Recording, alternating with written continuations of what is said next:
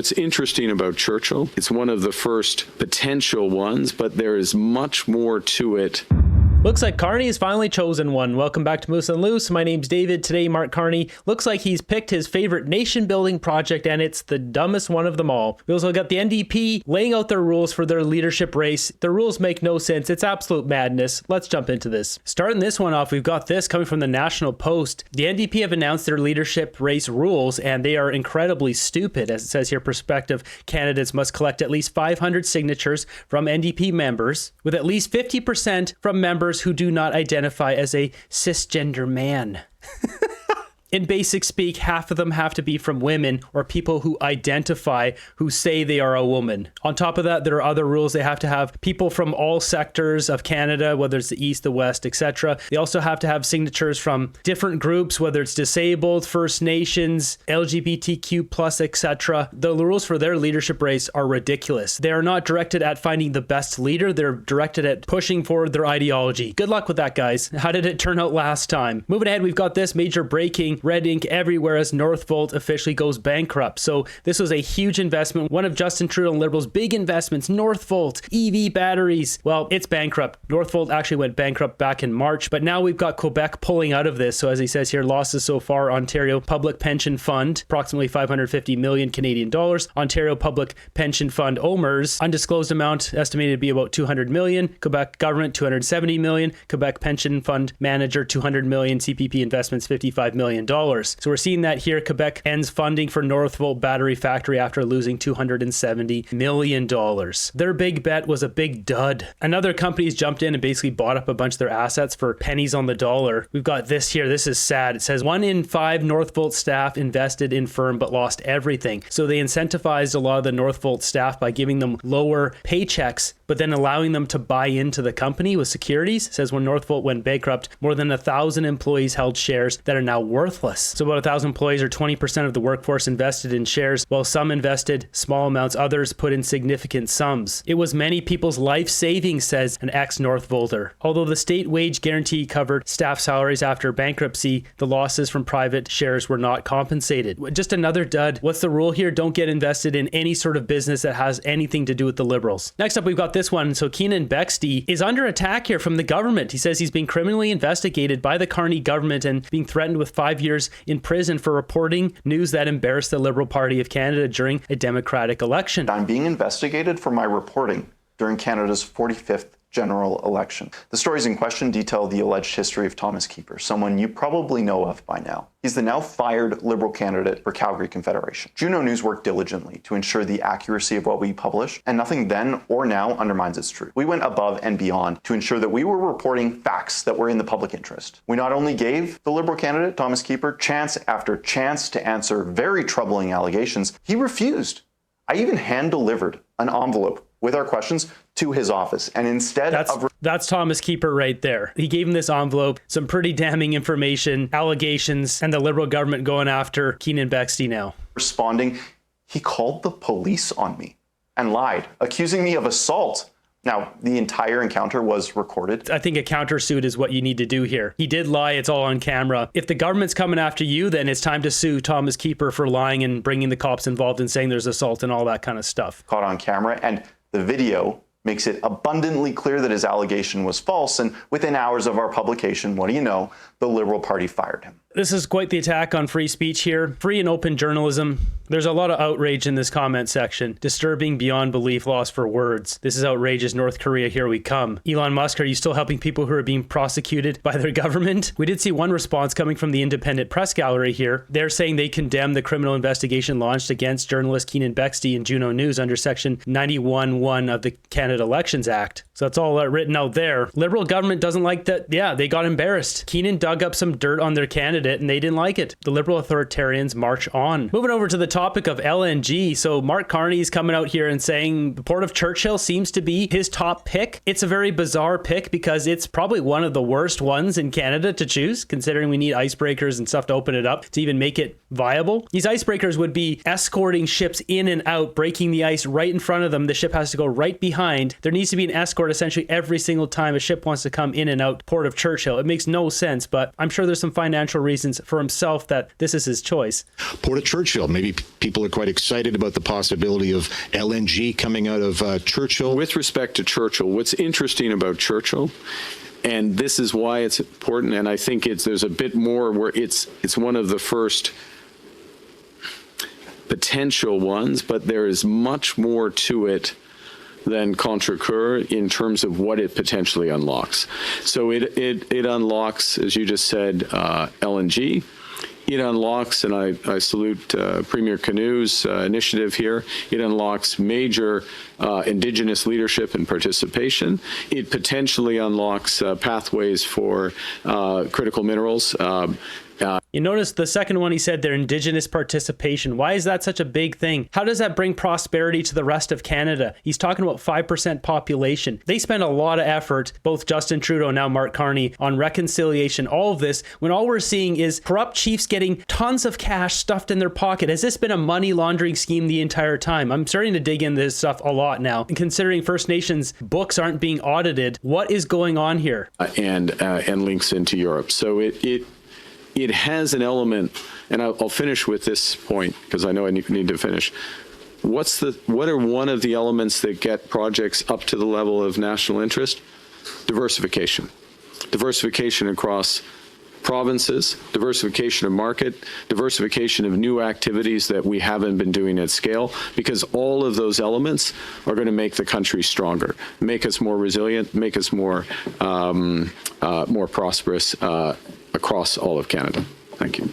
Yeah, he just said nothing there. He said absolutely nothing. Bunch of people asking about it being seasonal, and yeah, there's icebreakers. Icebreakers are expensive. We're going to spend a ton of money on icebreakers just to open up a port, and each one has to escort the ships through. It just doesn't make sense. Why wouldn't you just put it on the East Coast or the West Coast and off you go? This is an interesting comment. Let me guess, native land, he'll be cutting the natives in. Perpetual percentage of everything that goes through here, just a hunch, but tell me I'm wrong. What is going on with this whole First Nation situation? I mean, we see stories like this. What has the RCMP concluded here? 8-year investigation into BC residential schools confirms from the RCMP no evidence of anyone being ended or clandestine burials according to the Real Indigenous report. Nothing. There's nothing found. Nothing. Unlike Indigenous children, this story will most certainly get buried without a trace. Whoo! Can someone now investigate all the church arsons? Yeah, that's what we should be investigating now, as well as where all the billions of dollars of taxpayer money goes when it's given to corrupt First Nation chiefs. Where does it go? Nobody knows. But the Liberals seem to want to keep giving more and more and more of it. Give away more land, more money, more. It's bankrupting Canada. First Nation handouts are bankrupting Canada because it's not going to what they say it's supposed to go to. It has to end. Every Canadian treated equal, no more First Nation handouts. We're at a state where a nation got conquered, and now 150 years later, they want everything back plus all the upgrades that the more advanced civilization has done to the land. This is ridiculous. Everyone back in the day, when the British came in, First Nations, all of it, no one is alive from back then. It's time to end all the payments. With all this talk of LNG, whether it's upgrading the port of Churchill or one out on the East Coast, we got a clip here breaking this down, whether this is really realistic or not. Now, can we start off with the prospects of Churchill, Manitoba being an LNG export hub, if that's what the Prime Minister is thinking about? Is that reasonable? Yeah, so we're all wondering what the Prime Minister is thinking. We're talking about a port in Churchill, and of course there is a port in Churchill. There's been a port in Churchill for about 100 years.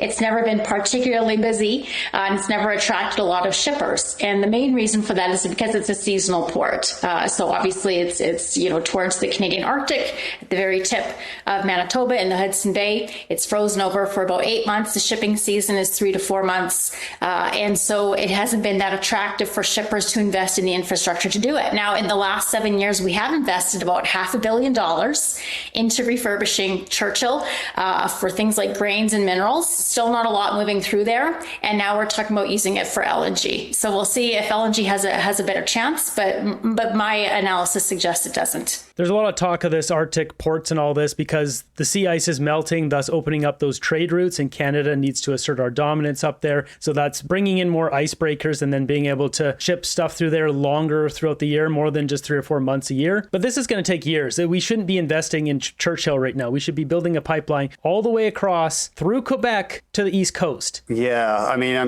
I'm trying to think, what, apart from the West Coast, is there any logical option? Would you move it all the way over to Thunder Bay, Ontario, for example, the LNG? That'd be quite a project, I guess. Yeah, so when we talk about moving to Manitoba, obviously, the expense of building a pipeline and a liquefaction facility to only get 4 or 5 months or even maximum 6 months use of it, it's not a good business case. Obviously, to the West Coast, to Asian markets, it's a very good business case. If we're talking about wanting to go to Europe, there have been a number of projects proposed. There have even been some projects rejected by the federal government.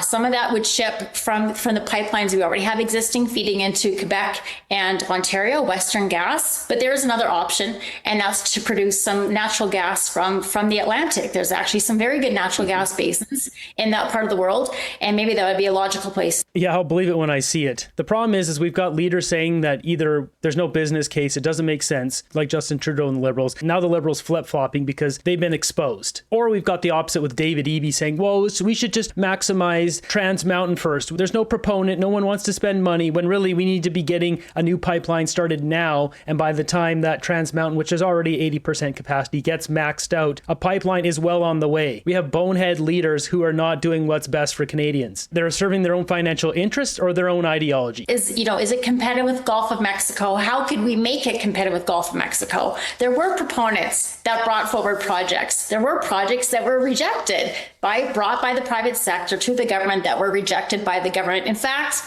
Saguenay LNG was rejected in the same month that Russia invaded Ukraine. By the Quebec government. And the federal. They both rejected it. So all which to say is there have been private projects that thought that they could make money off of exporting through the East. What I would suggest for the government, instead of subsidizing LNG through Churchill, probably at a loss, is to create conditions under which private proponents may want to export LNG and let the private sector decide what actually makes sense from a business case. I mean, this is the basics, but the Liberals, they don't want prosperity. They want control and power. There's money to be made, but only in the ways that they're controlling it. This is hitting a tipping point here because we're starting to see revolts around the Western world. I know getting inside the mind of Quebec politicians is a tricky task, but do you think they would be open to allowing, I mean, they were cool on it before, would they be open to allowing LNG to pass through their territory in one way or another? I mean, they have expressed more openness, absolutely, in the last 6 months in public. They've expressed more openness of getting, frankly, the gas that's exported from the West already going to Quebec and extending some pipelines. The Premier of New Brunswick has a pretty good proposal lined up to do such a thing, to extend a pipeline from Quebec and through New Brunswick. Again, the most important thing in my mind, I don't think we want governments picking and choosing winners. That seems to be what they're planning to do with the Port of Churchill. But still, we have to work on creating those conditions in which investors do want to invest, do want to build LNG terminals, and let's see what pops up. But right now, we haven't seen any improvement in the investment conditions for oil and gas. We still have an oil and gas emissions cap. We still have the same Impact Assessment Act. There's a lot of things that need to change for investors to be interested. Is that emission? Yeah, so investors not going to spend money in Canada when all that crap's in place. Why did people vote these people back in? The average Canadian doesn't know what's going on. They get tricked by the most basic of human manipulation, and we're stuck in this insane cycle again. Cap, is that a major roadblock, do you think, to oil and gas exports ultimately? It's a major roadblock to oil and gas production. And so, I'm glad in this country we are embracing LNG. There doesn't seem to be a political realization that to have LNG, you have to have the NG, the natural gas. And if we are meant to cap emissions and go 36%, whatever, roughly below current levels by 2030, there is no room for more oil and gas production. We still have a carbon tax on top of that. So no, and I know this is an issue when we're trying to get investors for the West Coast terminals, LNG Canada Phase 2, Silicium's trying to get FIDs on those. Investors in Asia who are planning to spend billions of dollars are curious about that emissions cap and how it's going to affect those projects. And there's no good answer. So if we really want to be shipping more LNG anywhere, let's start with some of those fundamentals. Our country's run by idiots. Let's just call it as it is. It makes no logical sense to block energy production. We are an energy producing country. Countries that don't have energy are poor, like most of the countries in Africa. That's why they're poor. They don't have energy. And we're a country that has everything, and we're blocking ourselves from utilizing it. it. It doesn't get stupider than this. But you're like Daniel Smith and the oil industry are right when they say this emissions cap has to go or has to be modified in some way. I would say that's the number one thing that the oil and gas sector is looking to change. Although, you can't, again, go ahead and build a pipeline. There will be nothing to fill it unless we change some of these other regulations that are hampering production. More broadly, you wrote a piece a little while ago, or you co-wrote a piece, I can't remember if you were the sole author, but anyway, that you said that there is so much oil in Canada that one way or another it's making its way to global markets. Yeah, so I mean, we still have the oil. People say, have we missed a window? Have we missed a boat? We certainly missed a window. But do I think human civilization will still require some hydrocarbons in 100 years, in 1,000 years? Yes, in some way. Maybe we'll stop burning it, hopefully sooner rather than later. But we're still going to use those molecules because it's just a magical molecule that makes a lot of things and makes a lot of sense. And we're still going to have those reserves in Canada. And we're still the only democracy that has reserves like that. And so eventually, our allies, again, we've seen this now with natural gas, eventually our allies are going to say, you need to start providing this. Because we are tired of being dependent on authoritarian countries. Now we must ask, why does Mark Carney and the Liberals want other countries like Germany to be dependent on authoritarian countries? And then as we've seen, Germany cut off. Now they don't have that cheap gas. They went all in on the green tech and their electricity prices have skyrocketed. It doesn't make sense. There's no logic. Did I just hear Canada spent $500 million in Churchill with basically no added economic return? So a couple people mentioning icebreakers, and that's the point of that, icebreakers, then you can open that up. But you just get way more ships coming in and out when you don't have to deal with icebreakers. It just doesn't make sense to go to the place where you require icebreakers. We can literally have ships go to St. John or anywhere on the coast of Nova Scotia and British Columbia, yet there's a tanker ban basically from anywhere from north of Vancouver. So the only tankers that can come in are to Vancouver. Anything north, they're not allowed because of David Eby's ideology. It's amazing how bad things can get when you have two stupid men running the country. Before Justin Trudeau, David Eby, and now it's Mark Carney and David Eby. Two people blocking so much prosperity in Canada. It's really quite shocking that people would put their ideology and their own profits over not only prosperity and people having a good life, people even just surviving. Canadians are falling off the map. They're falling so deep into poverty. Canadians going into the nether realm because of these policies. And these lunatics have no remorse. They don't care. They don't care about the lives of Canadians. We're seeing this with home invaders. They brought in these policies. A father is now gone because a home invader came in and pointed a pew-pew to a 6-year-old girl's head. They don't care. It's so sad. Maybe Canada takes a bit more time. We're seeing revolts in all these other Western countries, but eventually Canadians will snap and have enough of non-Canadian gangs and goons murdering Canadians, politicians stuffing their pockets, and Canadians suffering. There is a breaking point for everyone. Next up, I briefly want to touch on this situation with Diageo and Doug Ford and pouring out Crown Royal and all of that. I noticed a comment saying that I was wrong on this situation and the whiskey is covered by CUSMA. Therefore, the bottling plant that shut down in Amherstburg is all on them. Well, as you see here, that's not true. And I should have specified this. It hits the supply chain. So Trump's tariffs, as you can see, Diageo reports drop in profits, reiterates tariff losses. If we see here, they're expected an annual hit of $200 million because of Trump's tariffs. So that means just because the whiskey is CUSMA compliant doesn't mean the glass that it comes in is, and everything else involved in their supply chain. So they're getting nailed on supply chain. That's why I said it's not their fault. Mark Carney needed to make a deal. It says here August 5th, reportedly nearly 28% fall in operating profits in the 12 months to end of June. Well, it's terrible that they shut down their bottling plant in Ontario. Once again, this all comes back to Mark Carney not getting a deal. Wrapping up this episode, we need a little bit of fun. Here we've got somebody stuck in a public stairwell at the Vancouver International Airport. Look, the tires are spinning. Yeah, you're high centered. You're not going anywhere. What? What was the plan? Drive down the stairs? How dumb does someone have to be? It's just every day. I mean, look at this. GPS in pedestrian mode. Wait, you're telling me that's not a parking spot?